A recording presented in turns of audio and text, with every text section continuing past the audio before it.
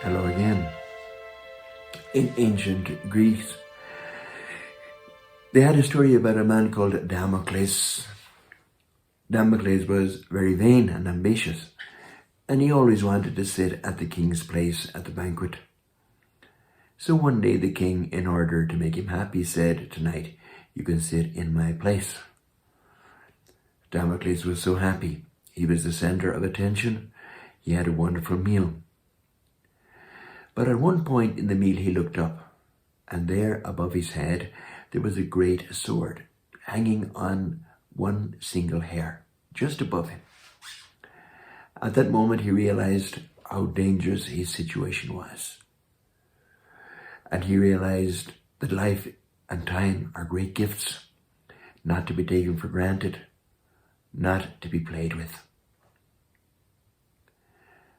In this week's Gospel, Jesus tells the story about a man who is very, very rich, and he wants even more. But at night he hears the voice of God in his conscience, telling him that it is very foolish to place your happiness in such things. We can lose everything at a given moment. When we hear Jesus saying these words, we should not take them as a warning or a threat, but rather as the advice of a good friend who is explaining to us where real happiness lies. Let us not be carried away by appearances. Let us not take things for granted.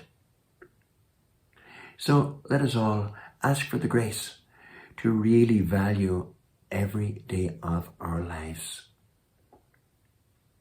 to receive each new day with a heart full of enthusiasm, and to finish the day with a prayer of gratitude.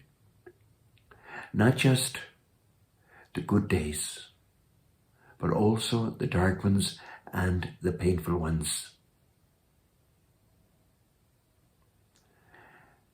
Let us then accept each day as a very special gift from the loving hands of God our Father. God bless you. Have a wonderful Sunday. Goodbye.